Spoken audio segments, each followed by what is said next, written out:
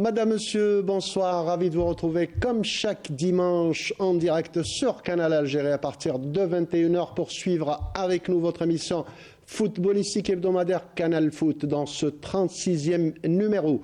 On reviendra sur le regroupement de l'équipe nationale, notamment sur le deuxième match qui s'est déroulé en Suède. Les Verts se sont inclinés 4-3, mais une deuxième mi-temps très intéressante. On entendra tous, on discutera de tout ça avec nos consultants. On reviendra aussi sur la 28e journée. Ça reste palpitant aussi bien au haut du tableau qu'en bas du tableau. Le Mouloudia d'Alger qui est à 2 points d'un 9e titre. L'US Biskra qui est déjà en Ligue 2 et en grand danger le NC Magara. On discutera de tout ça et puis à la fin on fera un hommage à un ancien footballeur de la GS Djidjel qui est décédé la semaine passée. Avant de développer tous ces sujets, nous avons le plaisir d'avoir avec nous sur le plateau notre défenseur, rugueux défenseur, mais gentil consultant, Ahmed Aribi. Ahmed, bonsoir. Merci d'avoir répondu à mon invitation. Merci à vous de m'inviter. Puis comme d'habitude, c'est un réel plaisir de vous retrouver et de retrouver l'émission aussi. Et de retrouver en face de vous Abdelnour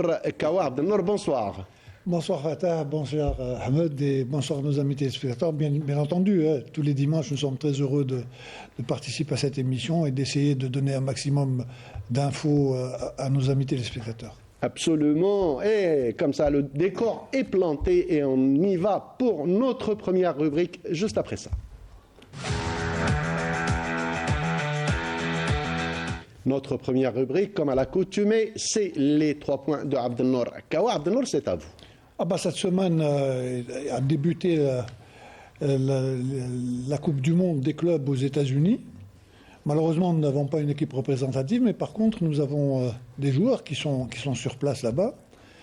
Nous avons au niveau de l'Espérance, Belaïli bien entendu et Tougaï. Au niveau de Borussia Dortmund, nous avons 2 joueurs, Ben Khara, qui n'est pas très connu, mais qui est également algérien. Commence à faire parler de lui. Absolument. Et bien entendu, Ben Sebaini. Nous avons Ait Nouri, bien sûr, qui se retrouve à Manchester City. Et un inconnu. Et un inconnu, mais qui est à l'Atlético de Madrid, c'est Ryan Blade, qui est un jeune prometteur. Donc ça nous fait quand même pas mal de 6 joueurs qui participent. L'Algérie est représentée par des joueurs. Absolument. Et pour revenir juste à la Coupe du Monde Abdelnour, jusqu'à présent, la seule équipe qui a représenté l'Algérie en Coupe du Monde des clubs, c'est l'Entente de Sétif. Tout à fait. C'est la seule équipe. Très bien. Le deuxième point, Abdelnour. Le deuxième point, je vais revenir, vous en avez parlé dans votre sommaire. Bon, c'est un peu cette fin palpitante de championnat. Jusqu'à maintenant... Ton sujet fétiche, c'est le tiercé. Mais bien sûr, le tiercé... En haut et en bas. En haut et en bas, absolument. En haut, on en a toujours parlé depuis comme quelques semaines. C'est le Mouloudia, la GSK et le CRB qui se disputent le titre. Maintenant, c'est le classement qui commence à apparaître. Voilà. Bon, mais là, il suffit d'une victoire pour le Mouloudia ou de 2 points de match nul pour que le Mouloudia soit champion. La GSK a tout intérêt à gagner ces 2 matchs et de rester à la 2e place. Bon, tout en espérant 2 faux pas du Mouloudia, bien entendu. Et le CRB toujours à l'affût pour essayer de grimper à la 2e place. Donc ça va être très palpitant. Il faudrait attendre. Si maintenant, le prochain match, le Mouloudia réussit à battre Schleuf, à Schleuf, les choses seront scellées. Mais Schleuf également est dans une situation très dangereuse parce que sur les 2 matchs qu'il leur reste, il faudrait qu'ils en gagnent au moins 1 pour pouvoir éviter la relégation. Donc c'est la même chose pour le bas. Donc si on revoit un peu mis à part le fait que Biskra soit déjà en D2, Magra qui a déjà mis pratiquement allé. Non, Magra a besoin des 6 points pour se maintenir. A besoin des 6 points Abdelnour et attendre les résultats des équipes qui la devancent. Bien sûr, tout comme Mostaganem, qui a besoin de 2 victoires pour également se maintenir. Bon, il y a Olympique Agbou et Schleuf qui n'ont besoin qu'une victoire sur les 2 matchs pour essayer d'éviter la relégation. Tout à fait. Donc je crois que c'est une des rares saisons. En fait, Abdelnour, on voit Schleuf et l'Olympique Agbou ont besoin d'1 point. Oui, une victoire. Non, 1 point. Ou un point.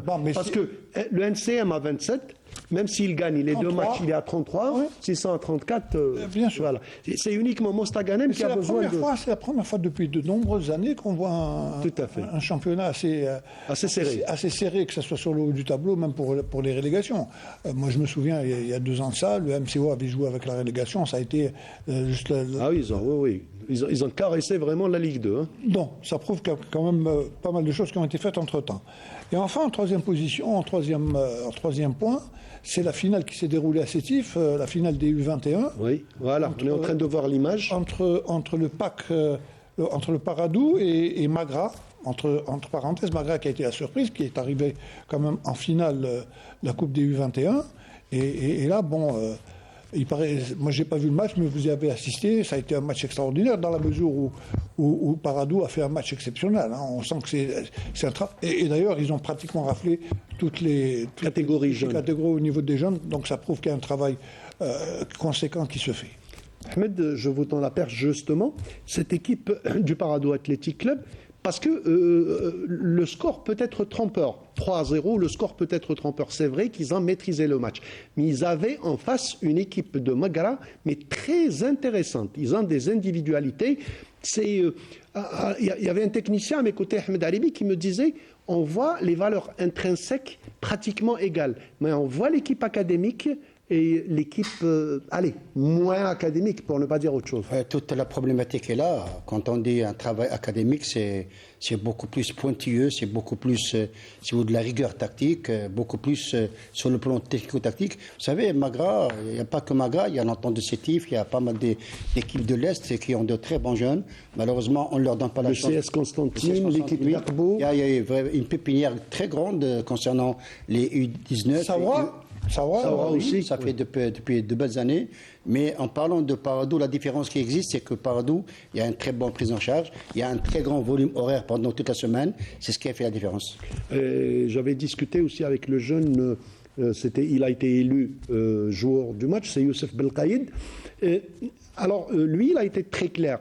C'est le résultat de notre travail au sein de l'académie. Il a parlé des 5 ans qu'il a passé à l'académie. Le garçon reconnaît qu'ils ont appris beaucoup de choses au sein de l'académie. Oui, vous savez, le travail de Paradou au niveau des académies, il est beaucoup plus axé vers d'abord, on fait une préparation technique. Sans préparation technique, on ne pourra jamais être bon tactiquement. La différence, c'est que le travail technique, il va vous donner la possibilité d'être très bon sur le plan tactique. Voilà, excellent. Voilà, donc félicitations à l'équipe U21 du Paradou Athletic Club et puis beaucoup de chance et beaucoup de travail reste à faire pour cette équipe du NC Magra. On passe à notre deuxième rubrique juste après ça.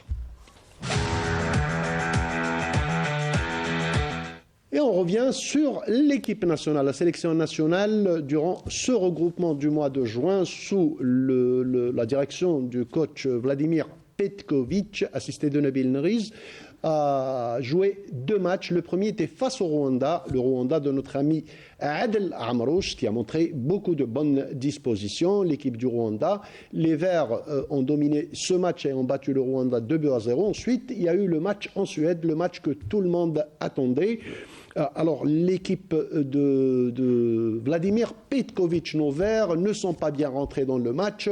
Ils se sont fait balader durant la première période. Ils ont encaissé 2 buts en première période. En deuxième mi-temps aussi 2 buts très rapidement. On est en train de voir les images. Je vous laisse les commenter, Abdelnour. Allez, j'ai commencé par vous, Abdelnour. Vous avez suivi le match. Qu'est-ce que ça vous a donné comme impression quand vous avez vu une première mi-temps, allez, on va dire mi-figue, mi-raisin? Mais alors, mi-figue du tout. Hein. Il y avait carrément, il n'y avait pas de raisin. On est passé carrément à côté. Une première mi-temps qui est, à mon sens, très riche en enseignement, surtout au niveau des valeurs individuelles des joueurs. Vous savez, à ce niveau, quand on joue des matchs internationaux d'un assez haut niveau, il n'est pas permis de faire des erreurs aussi faciles au profit d'adversaires. On a vu 2-0, c'était déjà bien payé en première mi-temps. On rentre à 4-0, c'était la Bérésina.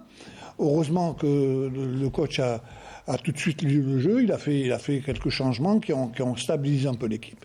Et on a failli faire une remontada puisqu'on a réussi à marquer 3 buts. Maintenant, avec la malchance, on aurait pu revenir facilement à 4 buts partout. Tout à fait. Bon, mais il ne faut pas oublier, ça reste quand même un match de préparation. Tout à fait. Donc moi, je pense que c'est un match où on a tiré beaucoup d'enseignements, tant sur la valeur individuelle des joueurs que sur la valeur de certains postes, de certains compartiments. Donc il y a encore beaucoup de travail à faire. Vous savez, bon, même si on se qualifie maintenant en Coupe d'Afrique, on est pratiquement qualifié. En Coupe du Monde, moi, je suis persuadé. Non, on n'est pas pratiquement qualifié. On est qualifié en Coupe. Non, on est qualifié. Pour passer à un autre palier. D'accord. Et en Coupe du Monde, pratiquement, c'est Oui. la même chose. C'est l'après. Bon, une fois qu'on est qualifié, qu'est-ce qu'on va faire ? Avec un visage comme ça de l'équipe nationale, ça m'étonnerait qu'on puisse aller très très loin. Mais moi, je pense que le coach est conscient de la tâche qui attend. Il y a encore beaucoup de travail à faire. Maintenant, depuis qu'on parle de l'équipe d'Algérie, on a toujours constaté qu'à un moment donné, on avait un problème axial énorme. Maintenant, ce problème persiste, il est dur. Donc maintenant, il faut trouver des solutions. Bon, il y a des joueurs, il y a certains joueurs maintenant, il faut penser à leur fin de carrière, qu'on le veuille ou pas. Il arrive un moment, on a parlé de Mbolhi pendant des années, Mbolhi n'y est plus. Et jusqu'à maintenant, on n'a pas trouvé un Mbolhi. Et je suis désolé pour Mandrea, bon, c'est pas pour l'incriminer davantage, mais avec Ahmed, à la veille du match, on avait parlé du gardien de but qui allait être titulaire contre la Suède. Moi, j'avais mis Gendouzi. Gendouzi, oui. Et là, bon, Mandrea est rentré, mais il a absolument... D'ailleurs, quand on revoit... On manquait d'inspiration, Abdenour ? Alors, on était à côté carrément. Si on revoit un peu toutes les notes qui ont été attribuées aux joueurs par les médias étrangers, il y a eu 2 joueurs qui ont eu une moyenne plus ou moins acceptable, c'était Boudaoui et Ben Assad par rapport au but et quelques... Mais tout le reste, c'est absolument. Ahmed, le coach, en conférence de presse, en réponse à la presse, il a dit une défaite n'est bonne, même avec cette remontada, que si les enseignements sont tirés. Parce que c'est bien beau de faire un constat, mais si les enseignements ne sont pas tirés, ça ne sert pratiquement à rien. Oui, ce sont ces enseignements qui vous permettent de vous développer, de progresser, etc. Pour revenir au match en lui-même, je pense que par rapport au match du Rwanda, les enseignements sont totalement différents parce que le Rwanda, c'est une équipe très modeste. La Suède, on a vu que pendant 45 minutes, elle a fait augmenter le rythme, c'était intense. Ils ont fait un pressing très haut. Sur le plan football, ils nous ont bouffé avec Moi, je suis d'accord avec le constat du coach. On leur a facilité le jeu. La facilité, mais il faut se poser la question, pourquoi on leur a facilité? C'est ce que je suis en train de dire. Oui, certains compartiments n'ont pas marché. Les joueurs sont passés carrément à côté. Tout à fait, voilà. Je vais essayer un petit peu de décortiquer un petit peu tout cela. Je pense que les 4 buts encaissés, c'est des erreurs individuelles. Même Petkovic a reconnu que nous avons perdu grâce à des buts encaissés, beaucoup plus sur le plan individuel. Mais ça ne date pas d'hier, ça fait très longtemps qu'on a... Vous savez, quand on parle de l'axe composé entre Ben Sebaini et Mondi, je peux vous dire d'ores et déjà que c'est un axe composé de 2 joueurs qui ont... Latéraux. C'est de latéraux. Mondi a démarré au stade de Reims comme latéral droit, Ben Sebaini comme latéral gauche au Paradou, à Dortmund, et ce sont 2 latéraux qui composent l'axe de l'équipe algérienne. C'est vrai qu'à un moment donné, on avait senti qu'il y avait une bonne prise entre cet axe. À un moment donné, on voit que Mondi, moi je dis Mondi, il est un petit peu dépassé par le rythme du jeu. On l'a vu contre la Suède, Fatah, il était vraiment dépassé par les événements. Mais ce qu'il faut retenir en parlant d'enseignement... Dépassé, Ahmed, par les événements, moi je pense, c'est pas que je ne suis pas d'accord avec vous, mais moi je pense que c'était toute l'équipe qui n'y était pas. Donc pourquoi il émergerait du lot? Lui, c'est... Aïssa Mendy a l'habitude de faire de grands matchs aussi. En parlant des buts encaissés, Aïssa Mendy a dit que pour défendre, c'est tout le monde qui doit Absolument, défendre. il a raison. C'est le football moderne. Il dit que même les attaquants en perte de balle, ce sont les premiers défenseurs. Mais si on revient à la dernière demi-heure, c'est une demi-heure de folie. Exactement. Donc je pense que... Avec 3-4 changements. Oui, je vais parler des changements de Nord. Je pense que on a marqué 3 buts en un quart d'heure. C'est excellent. Il y a de la réussite, de l'efficacité. Et puis quand on voit les changements qu'a opéré le Sexton Petkovic, c'était vraiment intelligent, réfléchi. Il y a 3 changements. Les 3 premiers changements qui ont basculé le match, c'était à la 60e minute de jeu. C'est Benzia, Boutaleb et Bounjah. Boutaleb, quand il est rentré, il a Stabiliser. rééquilibré le jeu. On avait senti que c'est un élément qui n'a que 20 ans. Et ça a libéré Gouiri aussi. Tout à fait, ça a Il libéré. évoluait mieux. Après la sortie de Boundiah et de... oui, je pense De Mahrez. Oui, Gouiri et... Non, Gouiri, il est Gouiri bon. est resté. Avoir Gouiri joué, il est bon dans le couloir parce qu'il a été. tout à fait. C'est lui qui a été à l'origine du penalty. Tout à fait. Donc je reviens un petit peu à Boutaleb. Lui, Bentaleb. il a réussi la passe qui a donné le but et puis il transforme en penalty. Moi, il me semble que l'enseignement que vient de tirer à travers ces deux matchs au Rwanda et Suède, on a vu un duo de milieu de terrain contre Rwanda. Ben Nasser, Boudaoui, Boutaleb et Bentaleb. Et en deuxième temps, on a vu un duo. Avant que Ben Nasser ne sorte, il y avait Ben Nasser et Boutaleb. Ça, c'est intéressant pour Petkovic. Alors, il est branché sur Boutaleb. Non, il est branché sur Boutaleb. C'est un ancien joueur, Boutaleb. Allez, on va faire un constat très rapide. Il y a quand même un point positif, la confirmation de l'excellente lecture de Petkovic de ces rencontres. Il a fait une excellente lecture. Ça lui a pris 1 heure de jeu, mais il a su faire les changements. En témoignent les 3 buts inscrits, la presque remontada de l'équipe nationale, et aussi, si vous vous rappelez, au coup de sifflet final, les joueurs de la Suède sont tombés par terre. Oui, mais ils défendaient à 11. Vous savez, dans ce genre de match, il faut dire que nous avons pratiquement des joueurs qui sont les plus représentatifs de notre football national. Excuse-moi, moi j'aurais aimé voir oui, mais il y a une liste. Mais il y a une liste. Ah oui, ça pèse, Abdelnour. Oui, mais d'accord. Ça pèse. Belaïli, d'accord. Oui. Mais il ne faut pas oublier également que la Suède avait quand même pas mal d'absents. 2 absents. Ils avaient 2 absents. 3 attaquants. 2 attaquants titulaires. Ouais. 2 attaquants titulaires. Mais non, ce que je voulais dire, quand une équipe mène 4-0, elle se relâche. Tout à fait. Bon, ce qui a fait la différence, effectivement, c'est la lecture tactique de l'entraîneur national qui a réussi à rééquilibrer un peu les différents compartiments et on a eu de la réussite également. Le but de Ben Nasser est tout simplement magnifique. Donc c'est ce qui a un peu... Ça nous a rappelé un petit peu la Coupe d'Afrique. Tout à fait, il a marqué pratiquement le même but. C'est ce qui nous a permis un peu de redonner un peu cette dynamique au niveau de l'équipe. Ça nous a permis un peu de revenir.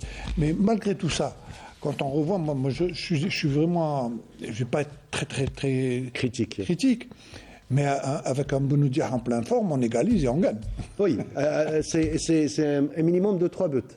Un minimum de 3 buts. Il rate pratiquement. Tout à fait. Alors on va écouter la déclaration de 2 joueurs. Je pense que c'est Aïssa Mandi et Hadjem. Je ne sais pas si c'est eux. Hanan, on va voir les déclarations des joueurs. Non, en tant qu'équipe d'Algérie, on ne peut pas se satisfaire des 2 matchs, surtout après celui-ci. Mais on va retenir quand même le positif et pour avancer pour la suite. Merci. Non, être beaucoup plus compact, mettre beaucoup plus d'intensité sur les duels défensifs, même offensivement, être beaucoup plus tranchant, jouer collectif. Et c'est ce qu'on n'a pas réussi à faire sur les 15 premières minutes de la deuxième, mais après on a su le montrer. C'est pas le style d'équipe qu'on a l'habitude d'affronter. D'habitude sur le continent africain, on n'a pas l'habitude d'affronter ce genre d'équipe. Donc on a eu un peu de mal à régler certaines choses, qu'on l'a discuté après dans le vestiaire, après coup. Et je pense que la deuxième mi-temps était beaucoup mieux, même si on est mal rentré dans la deuxième mi-temps où ils nous ont... Mais il faut garder toujours le positif, où on a énormément de caractère dans cette équipe, énormément de qualité. Ou même à 4-0, on peut faire 4-4, on a la balle de 4-4 une ou 2 fois. Donc c'est contrasté, il y a des bonnes choses et aussi des moins bonnes qu'il faudra gommer. Voilà, c'était les déclarations de Hadjem et de Aïssa Mandi. Voilà. Pardon, donc les 2 joueurs expliquent que l'équipe nationale est mal rentrée dans le match, c'est vrai. On a joué les 10 premières minutes, ensuite on a été submergé par cette équipe suédoise. Et preuve en est, Ahmed Haribi, c'est le même joueur qui inscrit les 3 premiers buts. Ouais, c'est dire qu'il y avait une faille, c'est le numéro 6, 4. Qui remplace numéro 13, il s'appelle Samba ou quelque chose comme ça. Sama ou quelque chose comme ça. Oui, voilà. Et alors, il réussissait à pénétrer, à se faufiler. C'était un vide vraiment flagrant. Oui, vous savez, dans le football, il y a la valeur intrinsèque des joueurs sur le plan individuel. On a senti, on a vu que cette équipe de la Suède, sur le plan offensif, elle était merveilleuse. Avant le match, on avait parlé, j'avais dit que c'est une équipe qui joue avec 3 axiaux, en 3-5-2, et ça devient, en perte de balle, ça devient un 5-3-2, ce qui a compliqué un petit peu la tâche à tous les joueurs. Heureusement qu'il y a eu cette demi-heure qui a donné beaucoup plus d'enseignements pour tout le monde. Et puis moi, j'avais peur d'encaisser un 5e but. On était beaucoup plus proche du 5-0 que 4-1. Heureusement que... Mais ensuite, à la fin, on était beaucoup plus proche du 4-4 que... Je suis d'accord avec vous, Fatah, quand vous dites que sur le plan physique, il y a beaucoup un fléchissement de côté suédois. C'est ce qui a permis à Benzeya, à Gouiri, à Bounjah d'être Voilà. bon devant. On l'a oublié, Benzeya aussi. Benzeya qui a pesé sur la défense dès qu'il est rentré. Vous savez, Fatah, Benzeya, c'est un élément qui a une très très bonne lecture de jeu. Il a besoin de confiance, il a besoin de rythme, il a besoin de repères, mais c'est un élément qui vous donne de la passe dans de bonnes conditions. Très bien. Voilà, donc on souhaite le meilleur pour l'équipe nationale. De toute façon, c'est une bonne leçon. Rendez-vous en septembre. Absolument, rendez-vous en septembre pour composter notre ticket pour le mondial. Et ensuite, ça sera un autre sujet. On passe à notre 3e rubrique juste après ça. Et notre 3e rubrique, bien sûr, c'est la Ligue 1 qui a atteint sa 28e journée. Ça reste palpitant. Le Mouloudia d'Alger qui s'est baladé face à l'équipe de l'ES Mostaganem. Le Chebab Riadi de Belouizdad qui est allé ramener les 3 points de Constantine où il n'est jamais facile de gagner. Et la JS Kabylie difficilement, mais brillamment face à l'entente de Sétif. Donc, comme le dit Abdelnour Kawa, le trio de tête qui continue à caracoler. En bas, le NC Magara qui n'a pas pesé très très lourd face à cette équipe du Paradou Athletic Club et leur fer de lance Adil Boulbina, le meilleur buteur du championnat. Le S Mostaganem, bien sûr, qui n'a pas résisté face à cette furie des joueurs du Mouloudia d'Alger. On va voir tous ces matchs-là. On va commencer d'abord par le match qui a opposé le MC Oran au MC El Bayed et c'est un sujet de Sarah Derbel. Objectif atteint, le Mouloudia d'Oran assure son maintien parmi l'élite. Après 3 matchs sans défaite et une belle victoire à l'extérieur, les Oranais ont continué sur la même lancée en recevant le Mouloudia d'Al Bayed, une équipe qui n'a pas enregistré de victoire depuis le 19 avril. Dès le coup d'envoi, les Rouges et Blancs ont montré leur intention en créant le danger dans le camp adverse. 13 minutes plus tard, Boukhoulda est parvenu à ouvrir le score.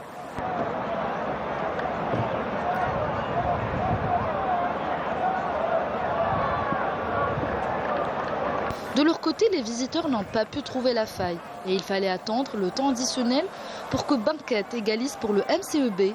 Score à la mi-temps, un but partout. De retour des vestiaires, les visiteurs plus déterminés ont aggravé la marque à la 61e minute de jeu par le biais de Sederi.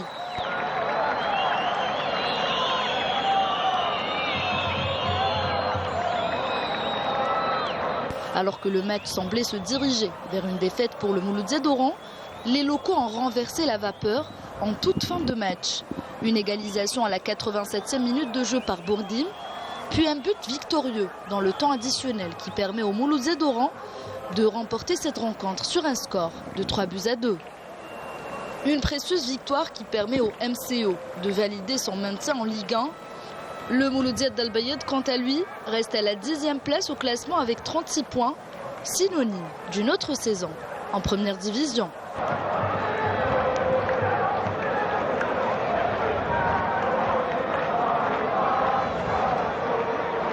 Abdelnour, le Mouloudia d'Oran, encore une fois sauvé une extremis. Ils attendent la dernière journée. C'est vrai qu'ils sont tirés d'affaire à 37 points. Ils ont eu du mal face à cette équipe du MC El Bayed qui nous a épaté cette saison. Mais le Mouloudia d'Oran continue quand même à manger son pain noir. Tout à fait, tout à fait. Bon, on s'est dit en début de saison que tout allait bien, qu'il y avait une nouvelle administration qui gérait le club, qu'ils avaient les moyens financiers, ils avaient tout sauf vraiment un effectif assez compétitif pour... Donc c'est clair, Abdelnour, pour le Mouloudia d'Oran, c'était un problème d'effectif. Tout à fait, tout à fait. Quand on revoit un peu... Bon, il y a eu des entraîneurs quand même qui sont depuis Eric Schell. Eric Schell, effectivement. En début de saison, Lui-même avait dit qu'il avait besoin de certains renforts. Il avait parlé bien avant, d'une manière anticipée du mercato. Bon, au final, c'est Abdelkader qui prend le MCO avec seul but, bien entendu, c'est de les sauver de la relégation, chose qui est faite maintenant. Maintenant, je pense que d'ici le début de saison prochaine, ils ont tout le temps de revoir un peu leur politique sportive, parce qu'en définitive, vous savez, le MCO fait partie quand même des ténors du football algérien. Hein. Quand on voit tous les internationaux qui sont passés au niveau de l'équipe nationale, il y en a eu pas mal. Hein. Tout à fait. Donc les retrouver dans une situation aussi, pas catastrophique, mais disons... Inconfortable. Voilà, aussi inconfortable, c'est pas le rang du MCO réel. Donc je pense qu'ils vont avoir... trouver les moyens nécessaires pour avoir un effectif de valeur pour la saison prochaine et essayer de travailler quand même. Vous savez, c'est bien beau de dire, bon, on va voir le championnat cette année. C'est dans la continuité qu'il faut. Quand on fait un plan de développement, quand on veut stabiliser une équipe, c'est pas une année où... Je vous donne l'exemple du Mouloudia. Le Mouloudia, ça fait quand même 3 ans qu'ils essayent de... L'année passée, ils ont été champions. Cette année, peut-être le cas du CRB, 4 championnats consécutifs. Donc ce sont des choses qui ne viennent pas subitement, ce sont des choses qui sont préparées. Donc je pense que concernant justement le MCO, ils ont tout intérêt à se prendre dès maintenant. Mais vous êtes d'accord, dès maintenant, le Mouloudia d'Oran, parce qu'ils ont eu l'expérience de la saison d'avant, ils ont donné l'impression d'avoir compris la leçon. Le problème financier a été plus ou moins réglé avec l'arrivée de la Société nationale, mais au final, c'est une saison qui ressemble étrangement à la saison dernière. Oui, depuis quelques saisons, on voit que c'est toujours les mêmes saisons qui se répètent, d'où l'instabilité technique, l'instabilité administrative. Puis en parlant d'Eric Schell, moi je pense que le départ d'Eric Schell a fait beaucoup de mal à cette équipe. Vous avez parlé de valeur de l'effectif. Quand on voit le deuxième but de l'Beyt, où je ne sais pas, il s'appelle latéral gauche, c'était l'immigré. Quand on voit sa défense individuelle, c'est pas comme ça qu'on défend en division 1. Moi, il me semble que pour ce match, le MCO s'en est bien sorti, parce que c'était un match à suspense. On a été mené 2-1, égalisation de Bourdim au bon moment, et 3e but qui a sauvé ce club. Mais vous savez, quand on parle de projet de club, c'est pas facile, parce que c'est un travail gigantesque. Il y a le projet du club, il y a le projet de l'entraîneur, mais le projet du club, ça reste les dirigeants. Tout à fait. Et donc le Mouloudia d'Oran, un grand ténor, comme le disait Abdelnour, du football national, ils doivent réorganiser la maison. Le Mouloudia d'Oran mérite beaucoup mieux que ça. Passe à un deuxième match, c'est celui qui a opposé l'ASO Chlef à la JS Saoura, et c'est un sujet de Sid Ahmed Bouraïb. JS Saoura s'est déplacé à Chlef avec l'objectif de poursuivre sa série de bons résultats, à l'inverse de l'équipe locale qui vise une première victoire depuis le 30 avril dernier. Les visiteurs rentrent en force et ouvrent le score par Botiche dès la 5e minute d'une superbe frappe.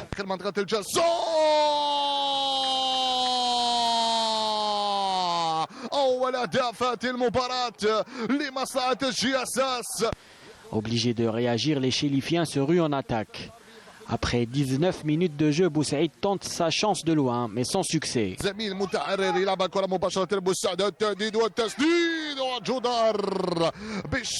Même chose avec Debari quelques minutes plus tard. Fin de la première période sur le score d'1-0.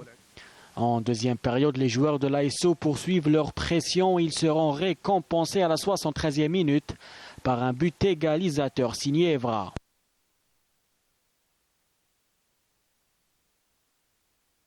Les visiteurs attendent le temps additionnel pour mettre un terme aux espoirs des Chélifiens par un ancien de la maison, Fettouhi en l'occurrence.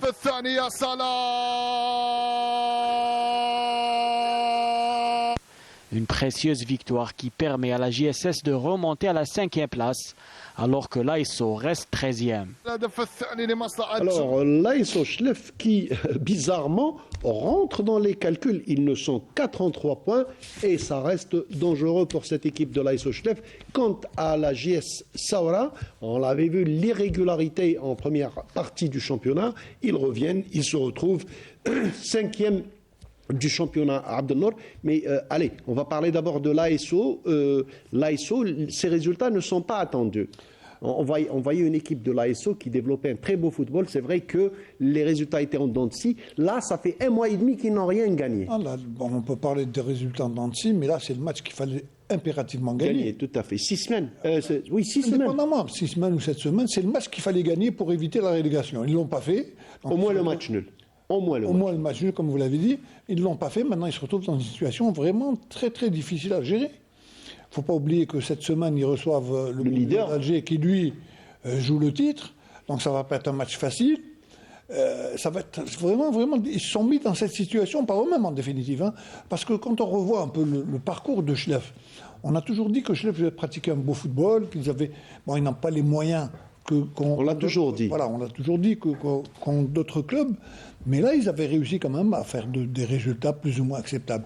Mais là, comme vous l'avez dit, depuis pratiquement la phase retour, hein, depuis la phase retour, c'est des résultats en dents de scie, ils n'arrivent pas à stabiliser leurs résultats et ça les met dans une situation vraiment très très difficile. Très difficile. J'espère qu'ils vont pouvoir s'en sortir parce que c'est une équipe également qui mérite d'être en Division 1. Hein. Tout à fait. Et puis ça sort, chaque année, on a de nouveaux joueurs qui viennent de cette équipe de Schleff. Ils ont Schleff et puis tous les alentours. Hein, tout à fait, oui, tout à fait. Et Schleff également a donné quand même... Pourvoyeur de clubs de Ligue 1. Absolument. Ahmed, la JS Saoura, ils nous ont fait peur en début de saison. Allez, durant la première moitié de la saison, ils nous ont fait peur. Là. On n'a jamais vu la JS, on a rarement vu la JS Saoura qui perdait à Bchar. Cette année, les mauvais résultats se suivaient et tout. Et là, ils reprennent tout à coup, ils sont en 5e position. Oui, ils sont 5e. Bravo d'abord à Djalit qui a pris le train en marche. C'était vraiment très difficile.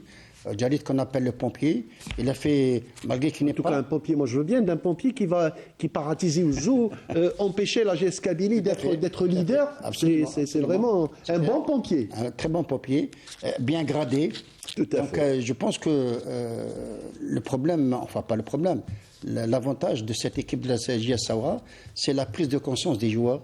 Ils sont responsables. Je pense que avec Djalit, ça forme un bon groupe et une certaine symbiose. Et on a vu que cette équipe, la phase autour, elle a fait un très très bon résultat. Par rapport à la Schleff, c'est une équipe qui tire vers le bas parce qu'il n'y a pas de prise de conscience. Il y a une crise de résultats. C'est la même configuration que l'état d'esprit des joueurs de l'USMA. Rien ne va. On dirait que les joueurs sont déjà en vacances, alors qu'il reste 2 matchs vraiment très pénibles. Prochain match contre le Mouldia. Mais moi, je pense qu'ils ont 33 points. À 34 points, ils sont sauvés. Oui, un match nul face au Mouloudia, ça les sauve. Oui, mais quand même, ils ont frôlé la catastrophe. Ils ont frôlé, mais c'est une équipe... Mais je vais vous donner l'exemple, Ahmed Haribi. Il y a d'autres clubs qui ont beaucoup caressé la Ligue 2 ces dernières saisons. Ils se sont toujours sortis, par un trou de souris. Cette année, ce n'est pas le cas. On donne l'exemple de Biskra, par exemple. Magra n'est pas encore officiellement, mais voilà, ils sont à la peine, tout simplement parce que ça fait quelques saisons que ça frotte comme ça la Ligue 2, ça flirte un petit peu. Ensuite, vous connaissez très bien le football. Actuellement, le football... Pas autant que vous. Ce que je veux expliquer, c'est que on peut tomber malade, mais il faut se relever rapidement, il faut rebondir. Quand tu tombes malade, il faut soigner. Il faut soigner, trouver le remède aussi. Tout à fait. Oui, le remède, c'est l'entraîneur. Hein, donc, le remède, c'est l'entraîneur, le remède, c'est l'argent aussi. Oui, tout à fait. Je ne veux pas parler d'argent. Non, mais si, on en parle avec Abdelnour, on en a toujours parlé. C'est vrai, cette équipe de Magra, on parle de l'équipe de l'Bayad, c'est des équipes joueuses, c'est des équipes qui ont fait de très très belles parties, qui nous ont étonnés. Moi et vous, on a commenté plusieurs matchs de l'équipe de l'Bayad.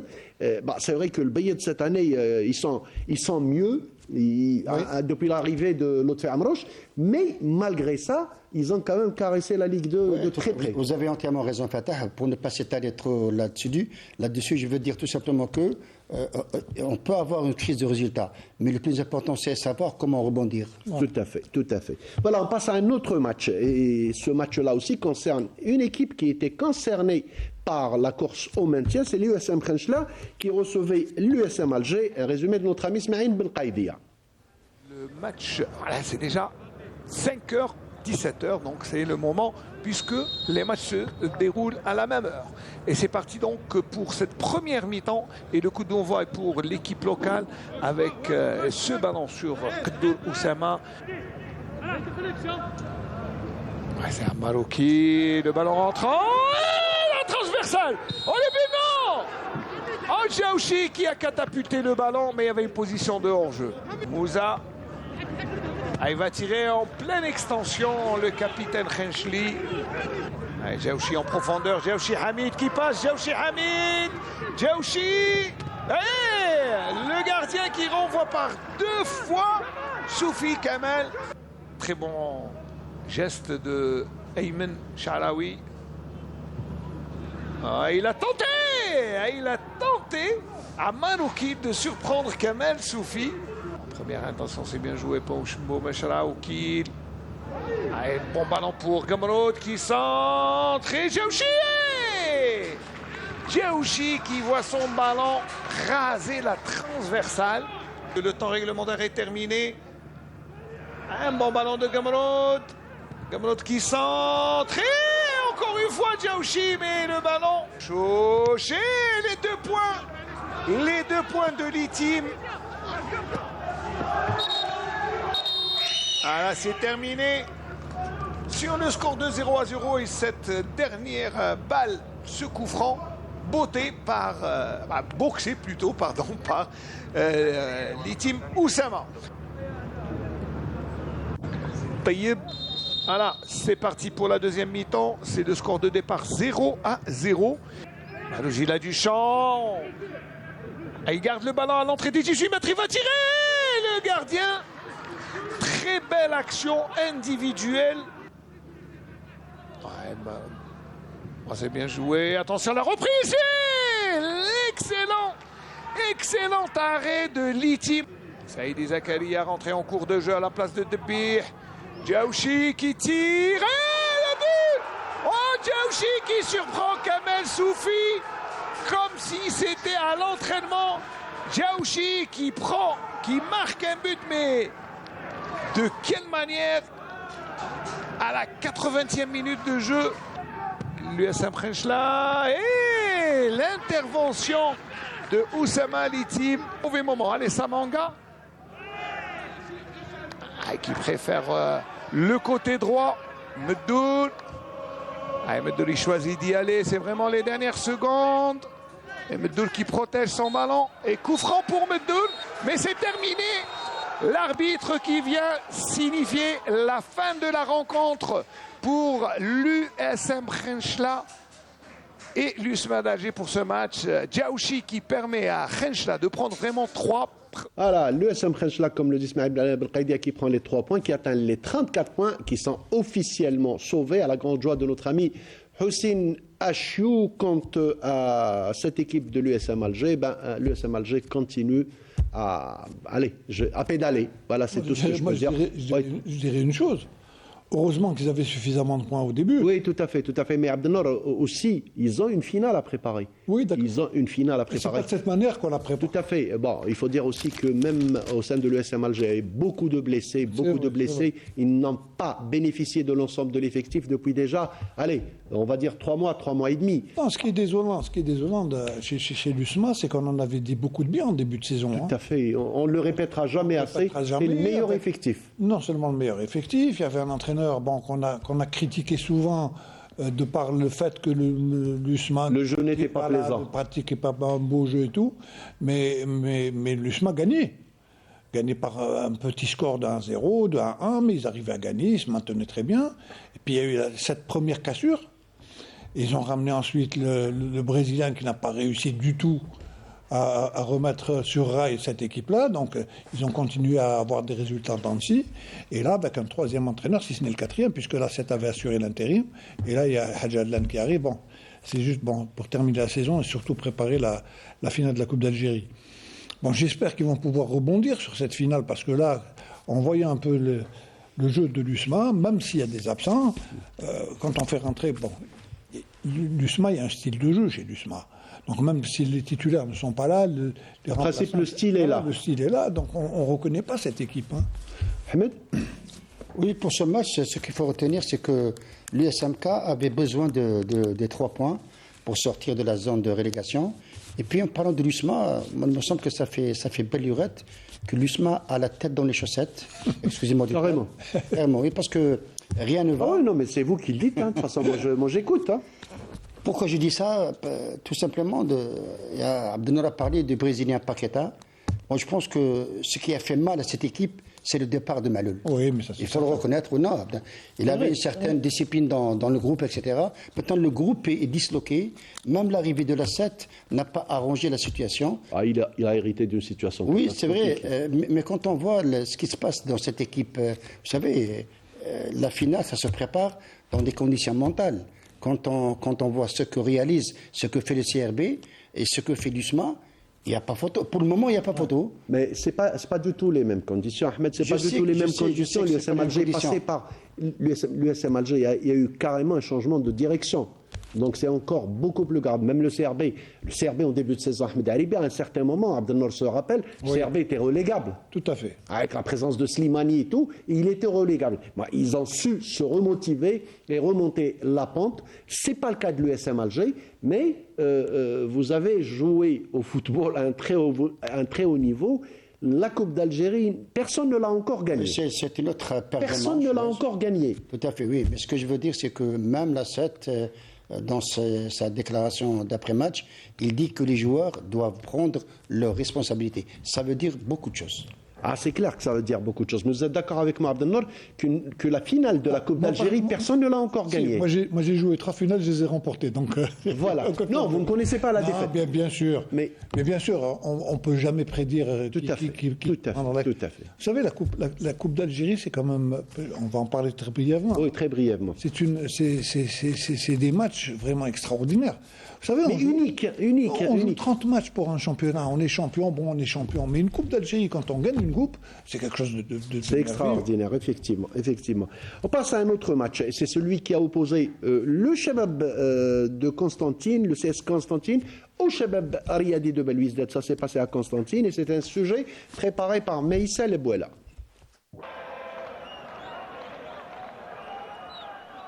Le Chabab Riyadi de Belouizdad a réalisé une performance solide en s'imposant avec maîtrise sur la pelouse du CS Constantine. Un succès important qui permet aux Rouges et Blancs de rester pleinement engagés dans la course. Conscients de l'enjeu, les hommes de Ramovic savaient qu'ils n'avaient pas le droit à l'erreur face à une concurrence directe. Ils ont su répondre présent. Les Algérois ont rapidement pris l'ascendant de la rencontre. Le buteur du club, Aymen Mahious, a ouvert le score à la 21e minute de jeu sur penalty. Le second but, lui, est survenu seulement à la 87e minute par Mohamed Islam Belkhir. Grâce à ce résultat, le Chabab conserve un mince écart d'un point derrière la jeunesse sportive de Kabylie et garde ainsi toutes ses chances dans la lutte pour l'une des 2 places qualificatives en Ligue des champions africaine. En revanche, la situation se complique pour les locaux avec cette défaite consommée à domicile qui arrive dans un moment délicat pour le club.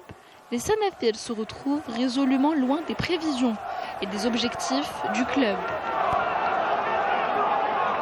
Voilà le Chabab Riyadi de Belouizdad qui continue à glaner les points à domicile et à l'extérieur. Ils sont toujours en... Allez, ils sont juste derrière la GS Kabylie. Ils attendent juste la chance, le faux pas. Ils ont fait le travail qu'il fallait. C'est un match qu'ils ont dominé de bout en bout. Ahmed, il y a eu les applaudissements des supporters du Chabab de Constantine, du CS Constantine, qui ont applaudi la victoire du Chabab Riyadi de Belouizdad. Oui, ils ont applaudi parce qu'il y a eu des beaux jeux produits par les joueurs du CRB, par l'entraîneur Ramovic. Et puis, moi, je pense que pour moi, c'était prévisible que le CRB allait au moins faire un nul, sinon gagner le match, parce qu'ils sont sur une très très bonne dynamique. Sans ça, le CS Constantine amoindri, c'est une hécatombe. 6 à 7 joueurs qui n'étaient pas présents. En discutant avec Kherdin Madoui en aparté, il a eu des difficultés à composer son 11. Oui, difficultés, amoindri, mais beaucoup plus déconcentré. Oui, bon, probablement aussi. Oui, je pense que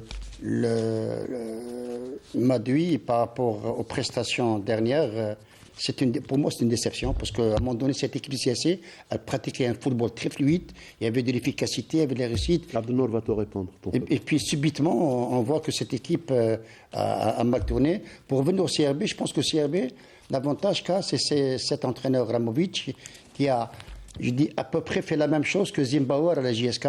Il a donné de la confiance à tous les joueurs. Dans des matchs vraiment très difficiles, il a lancé des jeunes, des équipes, des jeunes qui ont 19, 20, 21 ans. Auparavant, on ne voyait pas ça au CRB. Il y a Boukr Chaoui, il y a Boussouar, il y a Ben Ahmed, il y a Bekour. Donc ces 4 joueurs ont joué comme titulaires. Bon, il y a certains qui ont plus de matchs par rapport aux autres, mais dans l'ensemble, le CRB mérite amplement sa victoire. Oui, un Boukr Chaoui, quand on le voit évoluer, quand on le voit maîtriser le jeu, quand on voit mener le Shabab Riadi de Bluesden, on a l'impression que ça fait 10 ans qu'il est au milieu de terrain du CRB. Oui, parce qu'il a de la qualité, donc c'est un élément d'avenir. Et puis on a omis de parler du but de Belkher. Oui, un but d'anthologie de Belkher. Abdelnour. Vous savez, le CSC, ça fait déjà... Voilà. Je disais qu'il allait vous répondre. Oui, mais ça fait déjà longtemps qu'on en parle. Hein. On sait que c'est une des meilleures équipes du championnat. Et ça reste.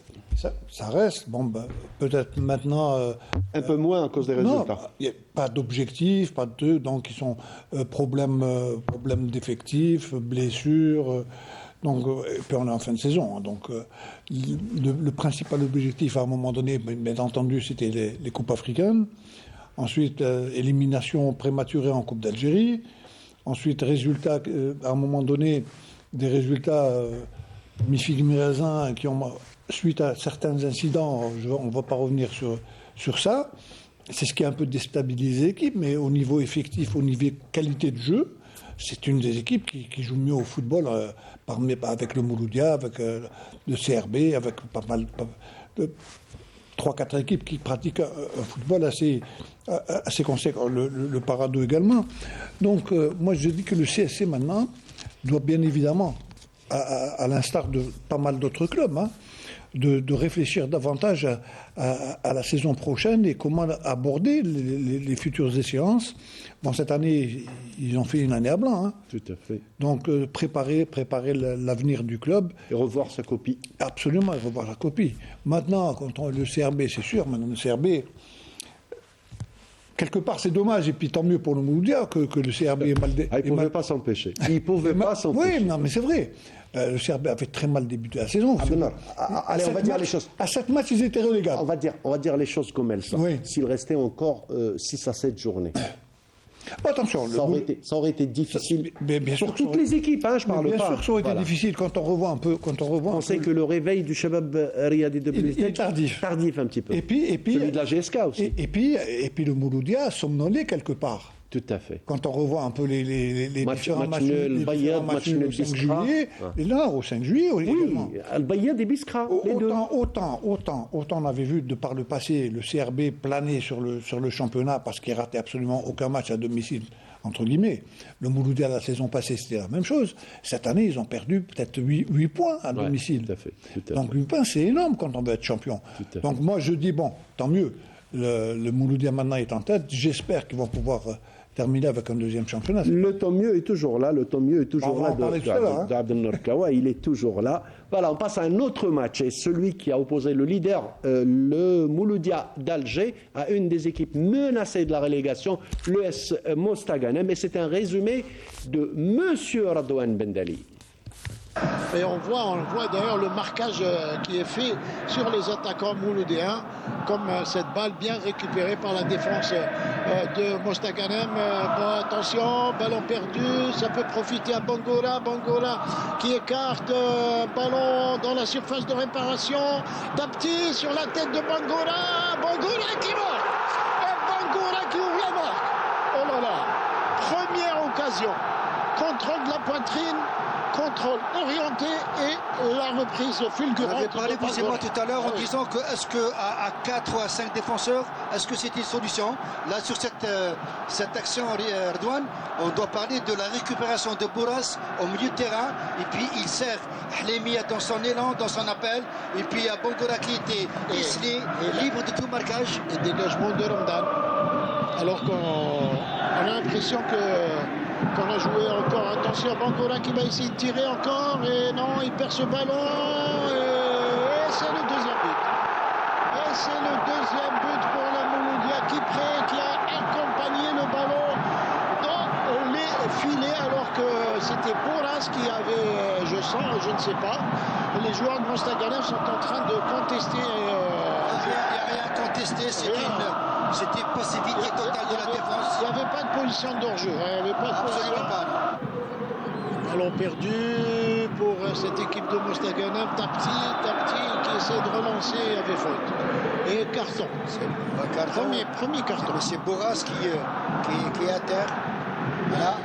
Ah oui, c'est un jeu un petit peu dangereux. Oui. Pardon. Ah, j'ai mal vu. Je peux vous dire, j'ai mal vu. Il peut y avoir le carton jaune peut changer de couleur. Oui, j'ai mal vu au départ, mais là, ça mérite le rouge. Qui est l'arbitre de la VAR, c'est Bekwa Salotri. Et M. Routé va aller. Je pense qu'il n'a pas encore mis la main à la poche, donc c'est bon signe pour Medda. Alors, pas de jaune, le rouge. Ah, c'est le rouge. Alors là, c'est un coup dur pour eux. Oui, un coup dur. Mais sportivement, il sort du terrain. Je vous assure, le football n'est pas. Regardez, mauvaise relance. Ça peut pas profiter à cette équipe de Mostaganem. Mais un tir et magnifique but. Magnifique. Oui, Razala qui n'a pas joué le coup. Magnifique pied gauche. Regardez le tir de Raoudjan qui n'a laissé aucune chance à Ramdan. Et le match qui est relancé avant la pause. Attention à ce corner. Le corner est joué au deuxième poteau. Attention. Et c'est égalisation. Égalisation, je vous disais, attention à ce corner. C'est intéressant. Je vous ai dit à 10, on peut gagner un match. Oui, à 9, on peut gagner un match. Le corner tiré de n'importe quelle façon, franchement, c'est un corner au troisième poteau, ça, c'est pas au deuxième.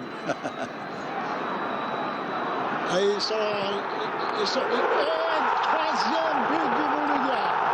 Tapti, lui, dans un exploit individuel. L'homme providentiel tout à fait. Un tir magnifique. Oui, un tir très très bien tiré, bien osé, bien frappé, bien enveloppé. Et c'est bien parti là. Ballon récupéré par Mziani, redonne dans l'axe Mziani. Les Mouloudiens qui essaient de repartir par petites passes. Oh, Boucherit, qu'est-ce qu'il a fait? Oh, c'est joli. Elle a dit. Et l'arbitre qui siffle le penalty. Ça peut arriver. Ouais, ça peut arriver. Bangoura est parti. Il est parti. Deuxième but de Bangoura. Alors, 4-2, c'est fini.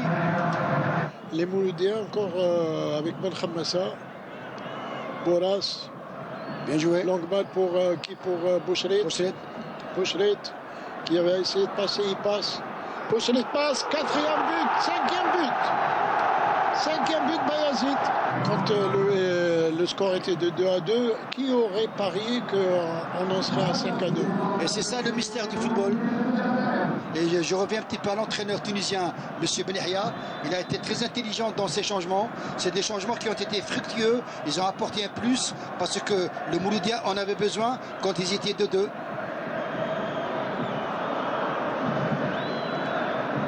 Il va siffler la fin du match. C'est la fin. Ça y est, l'arbitre qui siffle la fin du match. Les Mouloudiens qui l'emportent 5-2.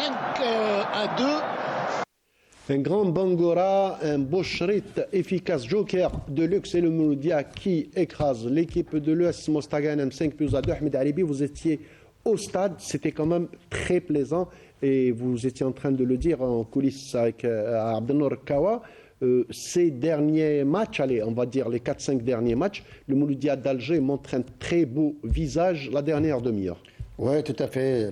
Le match contre le Mostaganem, on a trouvé un Mouloudia des grands moments. Mouloudia qui a marqué 5 buts, il faut le souligner. Et puis il y avait une équipe de Mostaganem, une sympathique équipe Fatah. C'est vrai, elle a joué avec ses moyens de bord, même amoindri. À 10, ils ont égalisé. Ils ont égalisé à 2-0. Et puis on a senti que le Mouloudia a augmenté le rythme dans les 20 dernières minutes. Moi, à la fin du match, j'ai été félicité le coach Benihia en lui disant bravo au changement que vous avez effectué. Parce que Bayazid entre et marque, il y a Bouchrit qui change un peu la donne, il ramène un penalty, il donne la passe décisive sur Bayazid. Et puis le Mouloudia, il y a aussi Bangora. Bangora, je pense que C'est très lourd sur les défenses. oui, je pense que depuis quelques matchs, ce Bangora est en train d'exploser. Pourquoi? Parce qu'il a une certaine puissance qui lui permet de dépasser 1, 2, voire 3 joueurs. Et puis, pour son anniversaire, il a réussi à marquer 2 buts, qui dit mieux. Et là, je pense que le Mouloudia est bien parti pour un 9e sacre. Vous en êtes sûr, 9e Ouais, sacre? moi je vois mal à 2 journées de la fin, une équipe qui a 4 points d'avance se fait rejoindre. Bah, c'est vous qui dites au grand plaisir de Abdelnour Kawa Abdelnour, du grand Mouloudia encore une fois durant cette journée. Oui, c'est dommage qu'on n'ait pas pu voir ça bien avant. Vous savez, quand on voit ce genre de match-up, puis quand on voit 4 buts, 5 buts, c'est quelque chose Bangora est d'extraordinaire. arrivé au mercato. Je ne parle pas de Bangora, je parle du Mouloudia. Boucharit était blessé Oui, pendant d'accord, longtemps. d'accord. Non, mais ce que je voulais dire, c'est que, indépendamment du score, indépendamment du match, le spectacle se fait dans le terrain et surtout se fait au niveau des tribunes. Vous savez, il y a pas mal de joueurs de Mouloudia, quand ils arrivent, ils regardent un peu ils planent. Absolument, ils sont dans un autre Galvanisés. monde. Ils sont galvanisés, ils ont tout intérêt, et c'est ce qu'ils sont en train de faire. Et c'est ce qu'il faut signaler aussi. Ils ont un public merveilleux qui les pousse. Écoutez, Alors, Et très organisé. absolument, les supporters du Mouloudia, les tifos du Mouloudia font partie des plus grandes 20 organisations de supporters au monde. Donc c'est quand même une fierté. ça c'est une statistique que je n'avais pas. Ah si. D'accord. Ah si. D'accord. C'est parmi les meilleures galeries au monde, au niveau de l'organisation, au niveau de l'ambiance. Bon, maintenant, il faut qu'il y ait une symbiose. Et la symbiose actuellement est en train de se faire. Et Les joueurs le rendent bien. Absolument. Et Voilà. c'est ce qu'on attend en retour. Quand on supporte une équipe et quand on voit le joueur sur le terrain se donner à fond, on ne peut que le féliciter, le supporter. Allez, on va voir le match du Dauphin. La JS Kabylie qui a reçu l'entente de Sétif et c'est un sujet de notre ami Riyad Belkhadim. En recevant l'entente sportive de Sétif, la JS Kabylie savait qu'elle n'avait pas d'autre choix que la victoire pour espérer rester dans le fauteuil de Dauphin en espérant une place africaine la saison prochaine. Mais c'est les visiteurs, les ententistes, qui ont commencé très fort en première période en prenant d'assaut la cage du gardien de la JSK Hadid. Il fallait attendre la seconde période pour voir la jeunesse sportive de Kabylie faire la différence grâce à un coaching gagnant de l'Allemand Zimbauer qui incorpore à la 46e minute Boudebouz qui, à la 52e minute de jeu, hérite d'un ballon, croise sa frappe et ouvre le score pour la JSK et libère tout le stade Hossein Ait Ahmed. La joie du stade Hossein Ait Ahmed avec les fumigènes qui enflamment le magnifique stadium de Tizi Ouzou. Et la GSK ne va pas en rester là, puisqu'elle va réussir à faire le break grâce à Boualia, le capitaine, qui double la mise à la 63e minute de jeu grâce à cette magnifique frappe enveloppée du pied gauche qui va mourir dans la lucarne du gardien sétifien. On revoit la frappe de l'attaquant de la JSK qui va s'excuser auprès des supporters qu'il avait pris en grippe il y a quelques semaines et quelle belle manière a choisi l'attaquant de la JSK pour se faire excuser. Victoire donc de la JSK avec 52 points, les Canaries restent deuxième derrière le Mouloudia alors que le CRB, vainqueur à Constantine, lui aussi menace derrière les Canaries. Voilà, le Dauphin qui reste Dauphin, une belle victoire face à l'entente de Sétif, Ahmed Haribi qui, allez, continue les mauvais résultats. Encore une équipe Abdelnour qui, pour laquelle on peut dire c'est une saison perdue. Oui, une déception, une saison perdue. Ils sont à leur 4e défaite consécutive. Donc, pour ne pas s'étaler là-dessus. Ça ne s'est jamais produit, durant les 15 dernières années. Oui, tout à fait. Maintenant, c'est fait. Donc, il faut changer de stratégie. En revenant au match de la JSK, Il me semble qu'en premier mi-temps, la GSK a éprouvé beaucoup de difficultés à marquer. Il a fallu la rentrée de Boudebouz en deuxième mi-temps à la 51e minute de jeu. Il a marqué le but libérateur. Et puis on a vu le bolide de Boualia qui marque le deuxième, qui donne l'assurance à toute l'équipe de GSK. Et ça lui a permis de se réconcilier avec les supporters. Tout à fait, oui. Et puis ce qu'il faut souligner, Fatah, si vous me permettez, il y a eu un spectateur de marque dans ce match, c'est Kamel Mouassa, l'ancien entraîneur de GSK. Et puis il y a eu, à l'occasion du 11e anniversaire du défunt Hammani. Youssef Hammani. Non, l'ancien joueur Hammani. Celui qui jouait à l'Entente City. Ah, d'accord, oui. Oui, c'était son 11e anniversaire. Hemani, excusez-moi. Hemani. Donc, ça a été un vibrant hommage qui lui a été rendu. Donc, c'est une très, très Il a aussi fait les beaux jours de la GSK et de l'Entente de City. Un excellent joueur, Allah yarhamou ala kulli hal. Et puis, ça a été un vibrant hommage à Hemani. Abdelnour, un autre beau public, celui de la GS Kabylie, surtout dans ce beau stade Hussein Aït Ahmed. Alors, ils font aussi le plein à chaque match, quel que soit l'adversaire. Ça tourne autour de 35-40 000. Vous savez, on avait tendance à oublier un peu les supporters de la GSK, parce qu'à un moment donné, c'était pas évident. Quand ils jouaient à l'ancien stade, il y avait toujours eu des problèmes. Mais là, il y a une très bonne organisation depuis qu'ils ont investi le stade Ahmed. Il y a d'abord une très bonne organisation, et puis c'est un stade qui attire naturellement les supporters. C'est une merveille, Absolument. Il attire même les bébés. Oui, vous savez, c'est un des rares stades où on voit des familles entières. Oui, tout à fait. Assister aux rencontres, et c'est une très bonne chose. Bon, il faut dire qu'on parle de symbiose. Quand on parle de supporters, on parle d'équipe. Il y a une symbiose cette année. L'équipe, même s'ils avaient, en début de saison, avec Abdelrahman Cheikha, on trouvait des choses à redire et tout, mais c'est une équipe qui a fait quand même un parcours extraordinaire depuis le début de saison. Ils se retrouvent à la deuxième place, éventuellement, entre guillemets.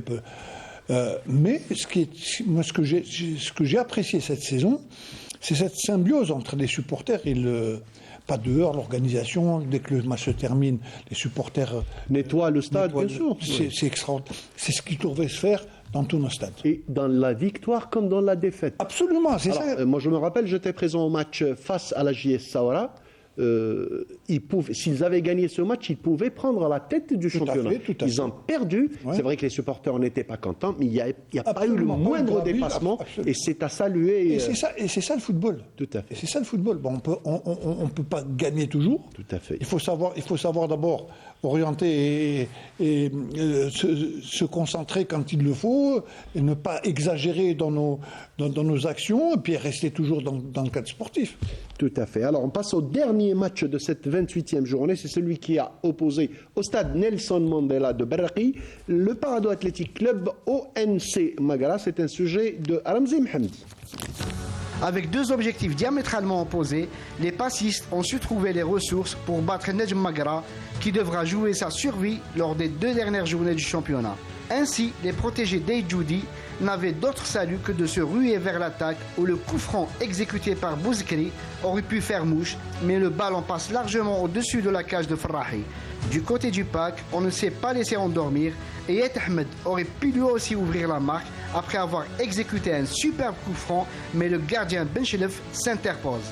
En seconde période, Magara intensifie sa domination, mais se heurte à un excellent Farrahi, mais aussi à une défense très bien organisée qui ne laissera rien passer.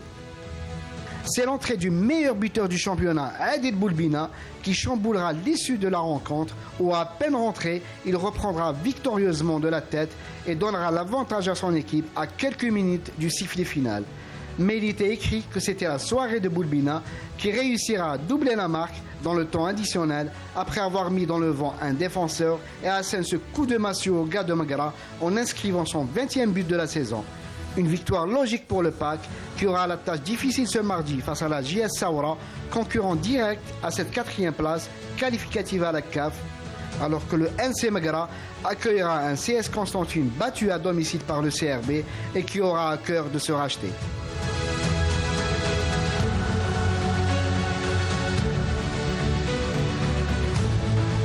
Adil Boulbina, à lui seul, Abdel Nour, il a marqué plus que certaines équipes de Ligue 1. Il a marqué 20 buts. Vous avez vu ceux qui sont en train de faire le bonheur de leur club, on les a tous reçus cette année à Canal Foot. Tout à fait. Et Adil Boulbina en fait partie. En a fait partie. Il en fait partie. Meilleur buteur du championnat avec 20 buts. Avec beaucoup d'aisance. Avec beaucoup d'aisance, effectivement. Il n'a pas joué tous les matchs.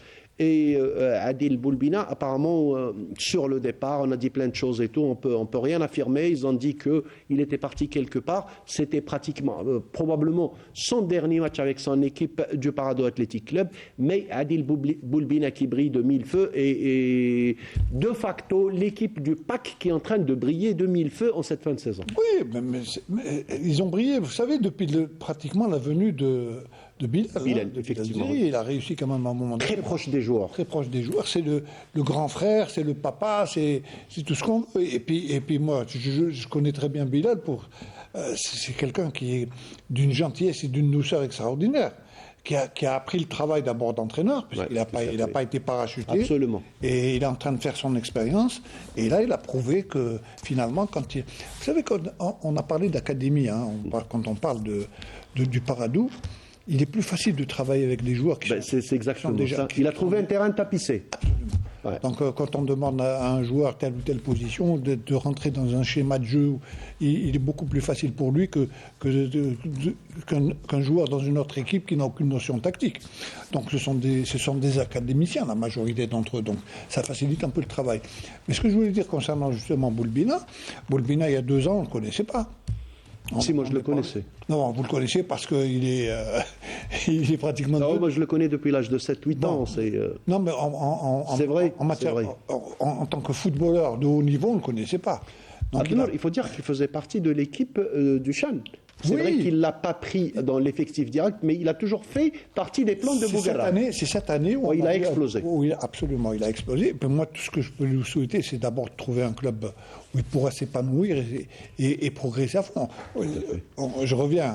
Il a parlé de Manchester City, c'est lui-même. J'espère qu'un jour il atterrira. Il ira à Manchester. Exactement. Vous en avez déjà 2. Il y a eu Mahrez et il y a Nouri. Pourquoi pas Boulbina par la suite? Absolument. Et même Amoura qu'on a eu via le Skype, c'est tout le mal qu'on peut souhaiter. Absolument, oui, on lui souhaite toute la réussite au sympathique Adil Ahmed Aribi.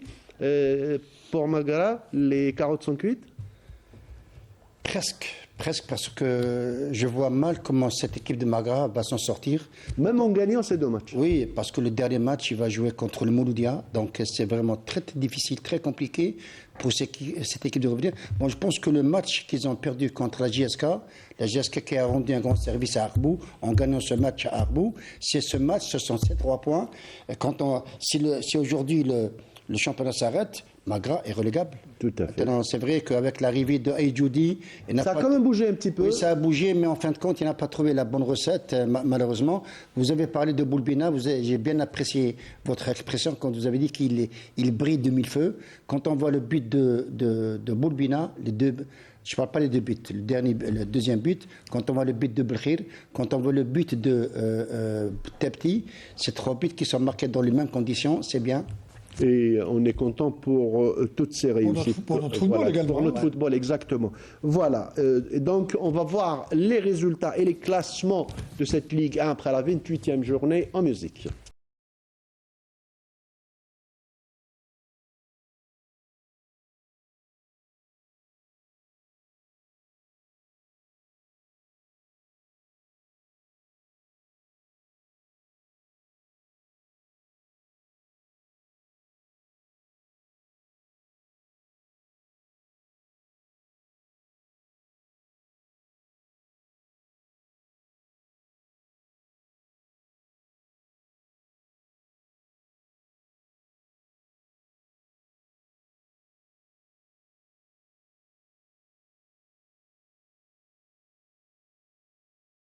Notre dernière rubrique, donc le classement de les résultats plutôt et le classement de cette Ligue 1. Avant de nous quitter, on tenait à Canal Algérie, au service des sports et l'émission Canal Foot à rendre hommage et à présenter les condoléances à la famille Hellala suite au décès d'un ancien joueur de la GS Jijel, un emblématique joueur, Abdelrazak Hallala dit Kakou. On est en train de le voir sur cette photo, Allah yarhamou, et là en compagnie de Sridi, l'ancien gloire aussi de Guelma aussi, de l'équipe nationale, qui est un ami à lui, Abdelrazak Hallala aussi, qui a passé une grande partie de sa vie à Guelma. Allah yarhamou, je présente toutes les condoléances à tous ses proches, à toute sa famille. C'est vrai qu'il fait partie des grandes figures du football de Jijel. Et il y en a beaucoup qui sont partis, hélas, et ainsi va la vie. Tout à fait. Ahmed? Oui, moi aussi, en mon nom personnel, je présente mes sincères condoléances à toute la famille. Moi, j'ai toujours eu du respect aux anciens joueurs qui ont le statut d'anciens joueurs, quelle que soit leur génération. Voilà, donc encore une fois, nos condoléances à la famille, à toute la famille de la GS Jijel. Abdelnour, on a eu une autre perte dans le football national. Absolument, c'est un vieil ami également, Allah yarhamou, c'est le Hadj Ben Sekran, qui était président de la Ligue d'Oran depuis des dizaines et des dizaines d'années. C'était quelqu'un d'extraordinaire. Et qui a été membre du bureau fédéral. À plusieurs reprises membre du bureau fédéral. Voilà, une autre photo de Abdelrazak Hallala, Allah yarhamou, et là en compagnie de Kamel Mouassa. Donc ça confirme encore une fois qu'il a passé une bonne partie de sa vie à Guelma. Donc je voulais revenir un peu le Hadj Ben Sekran. Il est parti cette semaine, Allah yarhamou. Donc je profite pour en présenter mes condoléances à toute sa famille, tous ses proches, ainsi qu'à toute la famille du football. Absolument. C'était quelqu'un d'extraordinaire, de très ouvert, de très compétent également. Allah yarhamou, on arrive à la fin de cette émission. Ahmed, merci de nous avoir honorés de votre présence. Merci à vous de m'avoir invité aussi. Voilà, merci Abdelnour, merci à vous, madame, monsieur, merci à Hassan Chakour, notre réalisateur, à toute l'équipe de la régie 2, Hanan Belkhiri, notre script, les cadreurs, Hamimi, qui est toujours là, le toujours jeune Hamimi, Stoll le maestro, avec Fadela aussi, toute l'équipe Tahar. Et merci à vous, madame, monsieur, de nous avoir suivis. Restez branchés sur